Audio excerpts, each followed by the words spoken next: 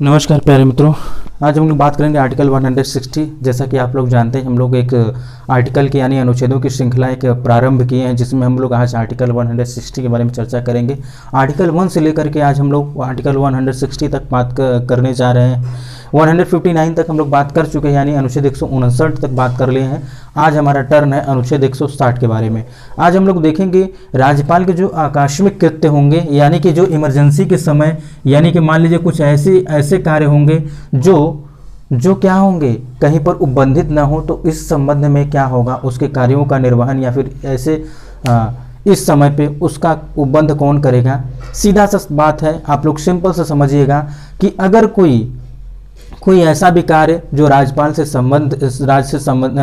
संबंधित इस अध्याय में, यानी कि जिस अध्याय की हम लोग चर्चा कर रहे हैं, इस अध्याय में अगर मेंशन नहीं किया गया, उपबंध नहीं किया गया है कि इन कार्यों का निर्वहन कौन करेगा, तो जाहिर सी बात है राष्ट्रपति क्या कर सकते हैं।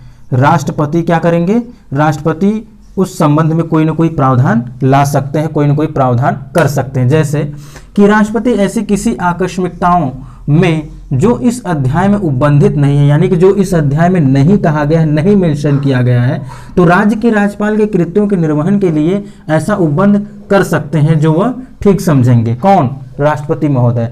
आप सिंपल सा अगर आपसे ऐसा प्रश्न पूछ लिया जाता है कि जहां पर आपको लगे कि ये आकस्मिक कृत्यों के बारे में कुछ बात कर रहा है, तो वहां पे सिंपल सा आप राष्ट्रपति महोदय को ही टिक करिएगा और कोई ध्यान में दिमाग में कोई बात रखिएगा मत। ठीक?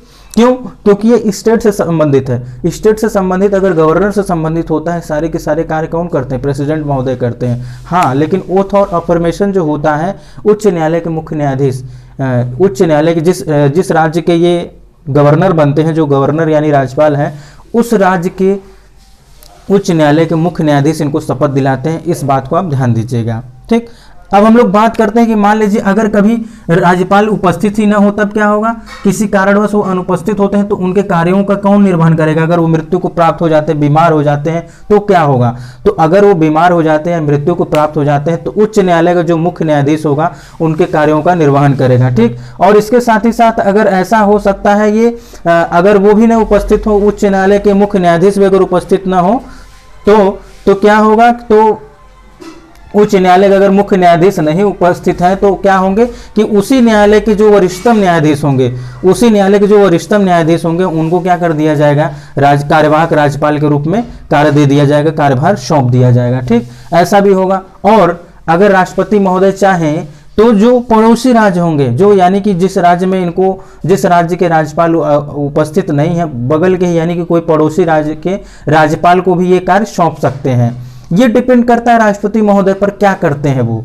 ठीक, राष्ट्रपति के ऊपर डिपेंड करता है वो क्या करते हैं कि किसी अन्य राज्य के राज्यपाल को ये जिम्मेदारी सौंप सकते हैं, या फिर क्या कर सकते हैं, उच्च न्यायालय के मुख्य न्यायाधीश को ये दे सकते हैं। अगर मुख्य न्यायाधीश नहीं है तो किसी वरिष्ठतम, यानी उसी न्यायालय के किसी वरिष्ठतम न्यायाधीश को क्या कर सकते हैं? कार्यवाहक राज्यपाल के रूप में कार्य सौंप सकते हैं। जैसे कि आप लोग सेंटर में देखे होंगे, यानी केंद्र में देखे होंगे, जब हम लोग बात कर रहे थे केंद्रीय कार्यपालिका के बारे में, तो उसमें यही होता था कि अगर राष्ट्रपति महोदय नहीं उपस्थित है, तो उपराष्ट्रपति कार्यवाहक राष्ट्रपति के रूप में कार्य करेंगे।